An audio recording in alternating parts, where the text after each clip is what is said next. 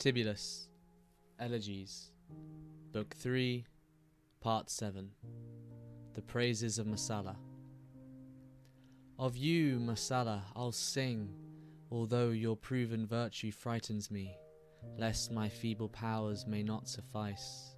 Still I'll begin, and if my song should fail your well-earned praises, I'll be the humble scribe of such great actions, and none but you be competent to inweave your deeds upon papyrus, so that greater than those told are not left out. For me the will's enough. Don't spurn small presents. Even Phoebus found the gifts a Cretan brought most welcome, and Icarus was host more cordial than all to Bacchus, as stars in the cloudless sky bear witness, Eragon and the dog, lest lapse of time deny it. Yes, and Alcides too, about to ascend Olympus as god, placed happy footprints in Molorcus's house. A crumb has appeased celestials, nor is it the victim that falls to them always a bull with gilded horns. May this small work be welcome too, so that remembering later I may compose more and more verses for you. Others can tell of the great world's wondrous workmanship, how earth sank downwards in the immensity of air, and how the ocean flowed together on the curved globe, and where the wandering air strives to rise from the earth, how interwoven with this on all sides fiery ether flows, and how heaven hanging above encloses all. And whatever my Kameni will have the power to dare, whether power matching you, or beyond which hope refuses, or less, and certainly they will sing less, we vow it all to you, lest my paper lack so great a name. For though the praises of your ancient clan still flourish, your glory is not content with the fame of ancestors. You don't ask what the label under each portrait says, but strive to outdo your family's old honours, bringing more kudos to successors than your forebears to you.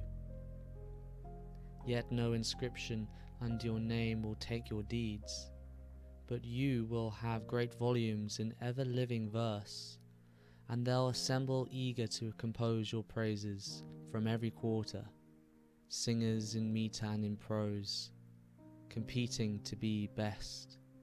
Among them let me lose, provided I may write my name on such great actions. For who does greater things than you in camp or forum?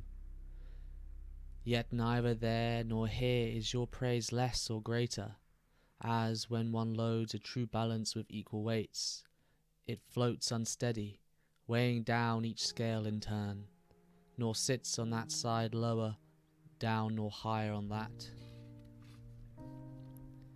as happens if unequal burdens press the scales. For if the motley crowd's caprice should raise a clamour, no other man should calm it, or if jurors' wrath must be appeased, it will grow gentle at your words. Not Pylos or Ithaca are said to have borne such men in Nestor, or small cities' great pride at Ulysses. Though the old man lived, while Titan with his fruitful hours travelled around his orbit for 3 generations, and the other wandered fearlessly through unknown cities, wherever earth's enclosed by the sea's farthest waves. For though out-armed he drove off the Ciceronian hands, nor could the lotus turn him from his attempted course, and the Neptunian dweller on Aetna's crag gave way, maimed in the eyes Meronian Bacchus overcame. He bore the winds of Aeolus over tranquil Nereus. He approached the Laestrygonians and Antiphates, whom famed Artesy waters with her icy wave.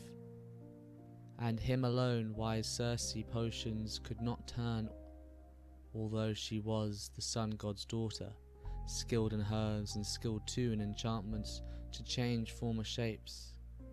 He also reached the Chimerians' twilight citadels, on whom day never dawned with radiant rising, whether above the lands or under them ran Phoebus.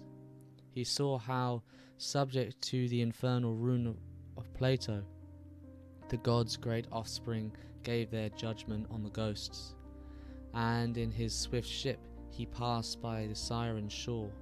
While swimming in between the confines of twin death, he feared not the attack of Scylla's savage mouth, when she would crawl the dog-mad waves between the straits, nor could wild Charybdis devour him in her fashion, either with lowest billow rising up on high, or when she bared the sea bed with yawning gulf. The journeying sun's pastures profaned must not be hushed up, nor the love of Atlantid Calypso and her luxuriant fields, and the end of his wretched wanderings, Phaeacian land.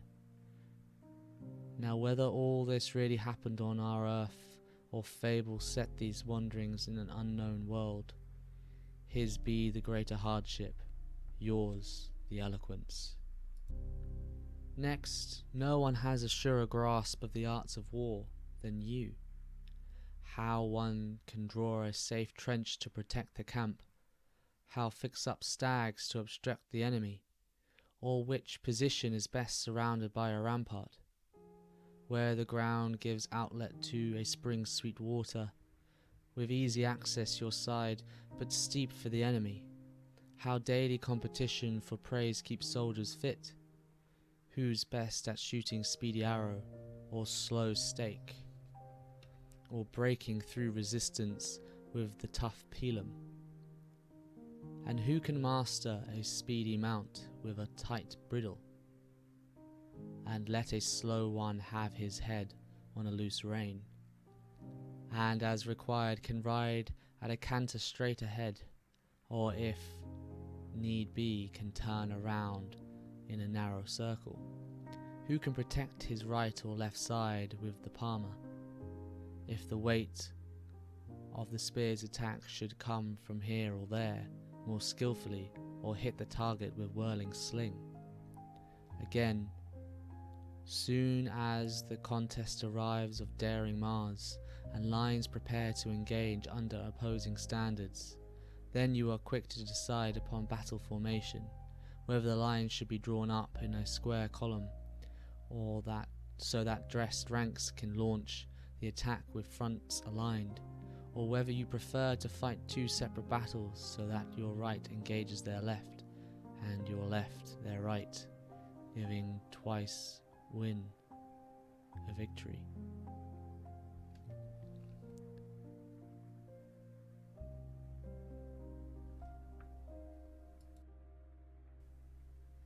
No unattested praises lead my song astray. I sing from war experience. Witness for me defeated Iapedea's brave soldiers. Witness too the sly Pannonian routed in the frozen Alps. Witness the needy Arupine borne under arms. If you could see how old age fails to enfeeble him, you'd marvel less at 3 generations of Pylian fame. For while the old man's completing his long span of life, the Titan has renewed 100 fruitful years. Yet without help he dares to leap with nimble body on a fast horse, and, seated, guides him with firm rein, under your leadership, Domator, who before never retreated, bowed free neck to Roman chain.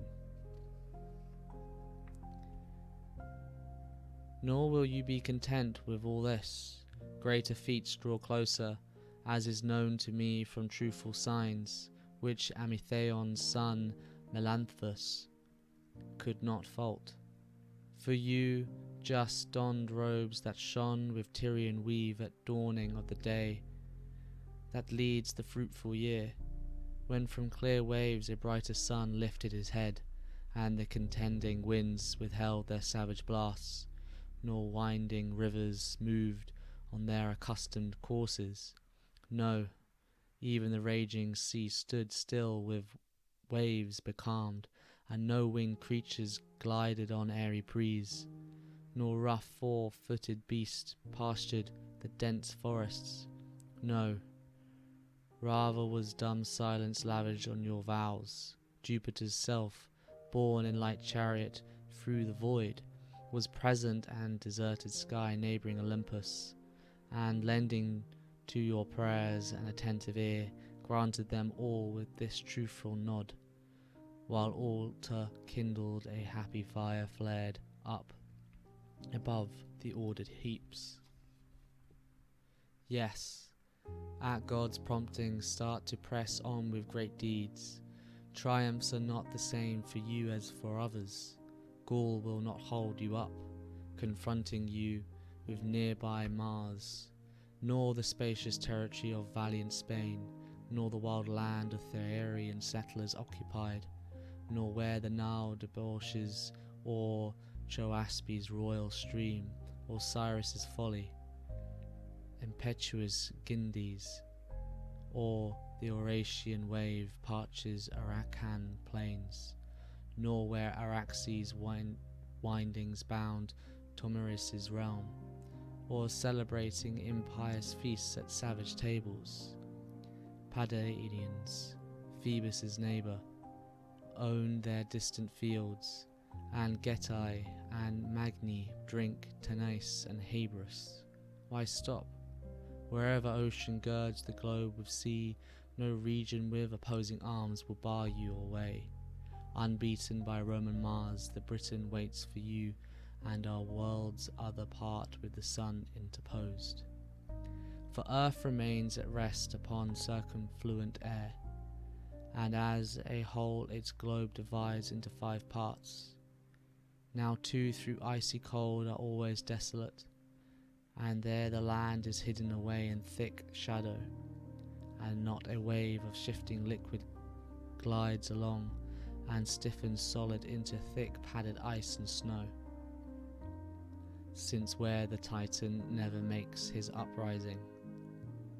But the mid-part lies always under Phoebus' heat, whether he travels nearer the earth in summer orbit, or hastens to run quickly through the winter daylight. Therefore the land rises not up at the plough's pleasure, neither do sown fields offer crops nor earth's pasture. No god can there till ploughland, Bacchus or Ceres, nor any animal inhabit this burnt part. Between it and the frozen parts is placed a fertile, ours and another opposite this soil of ours, which similar the neighbouring sky on either side, containing tempers, one air denying the other's force. Hence for us the year turns mildly through its seasons, hence the bull has learned to lower neck to yoke, and the flexible vine to climb up lofty branches, and the sown field each year is shorn of ripened produce, and earth by iron, sea by bronze is cloven through. Yes, and towns too rise up inside their high-built walls. Therefore, when your achievements earn their splendid triumphs, you only shall be hailed as great in either world. I am not adequate to celebrate such praise, not even if Phoebus' self wrote out the poem for me. In Valgius you have someone who can gird himself to great things. No one else is near a deathless Homer.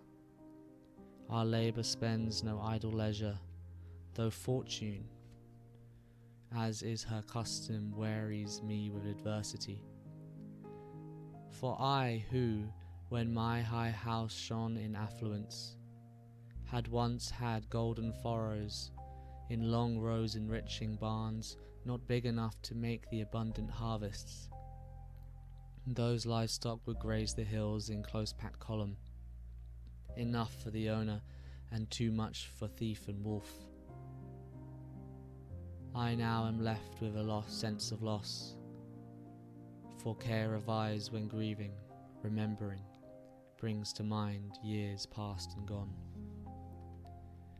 But even if worse befall, and I'm stripped of the leavings, still my Kameni will not fail to tell of you, nor will Pyrian homage only be offered to you. For you I'd even defy the sea's devouring waves, though wintry straits were swollen by opposing winds. For you I'd even stand alone against a troop of cavalry, or consign myself to Etna's flames. Whatever I am is yours, if you've some small regard for me, small as you please if real. Not Croesus's kingdom, not Alexander's fame would gratify me more, nor would I wish to be able to beat the Homeric scrolls. But if my verse, in whole or part, should either be well known to you, or only sometimes partial lips, no fate will fix a limit to my singing of you.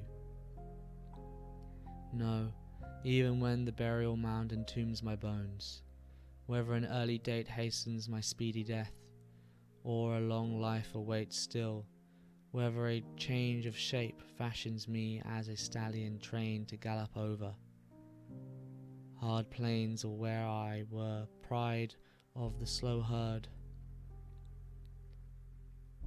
a bull, or borne through liquid air on feathers as a bird. Whenever the long ages take me back as a man, I'll weave more songs about you on these first pages.